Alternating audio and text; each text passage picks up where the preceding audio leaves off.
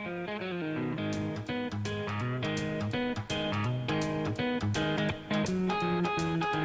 Mr. Foyt, against all odds, this January you turn 80 years old, my friend.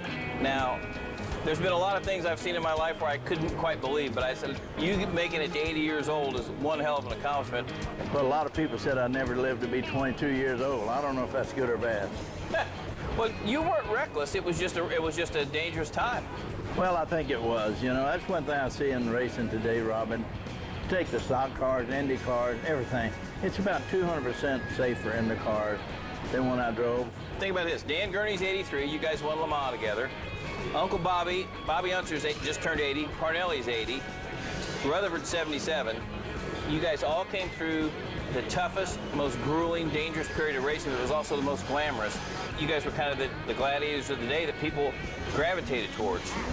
We all come up fighting from the little ranks to the big ranks, and you just don't see that, and I think that's what people is really missing in racing today. A few years ago at Elkhart Lake, there was about 100 people lined up to get your autograph, and they had all the current drivers, and they had about 15 guys around them. And afterwards, I said, hey, that's pretty good. They haven't forgot the old man. And you said, I don't know why they still care so much. Parnelli says that all the time, and that's what we don't have anymore.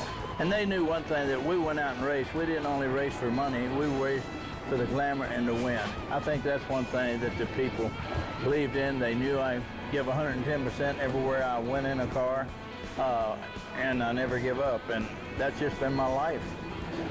You raced right over here at the old Astrodome. Well, that's really where I started, at Playland Park, quarter-mile dirt. I started in a stock car and midgets and all that, and I didn't know how much fun I was having when I was really nobody and just starting out, because it was a lot of fun.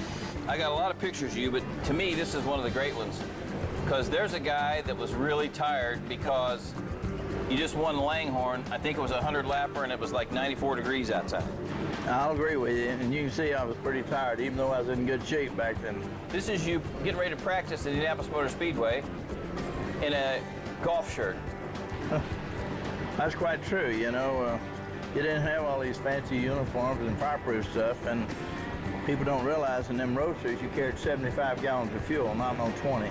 On race day, there's a picture of you after you qualified with the Dean Van Lines t-shirt on. Yeah, when I first qualified in 1958 for Clint Bronner, the late Clint Bronner, I had a Dean Van Lines t-shirt. Wow, well, that was when I had enough money to get a uniform. So then you didn't have to wear a uniform the first year you made Indy? That was just by choice. You had to. Cotton t-shirt, yeah. Was I ever that young and had that much hair? Well, you also have the greatest voice answering machine of all time. It says, this is AJ, leave your name, I might call you back. That's exactly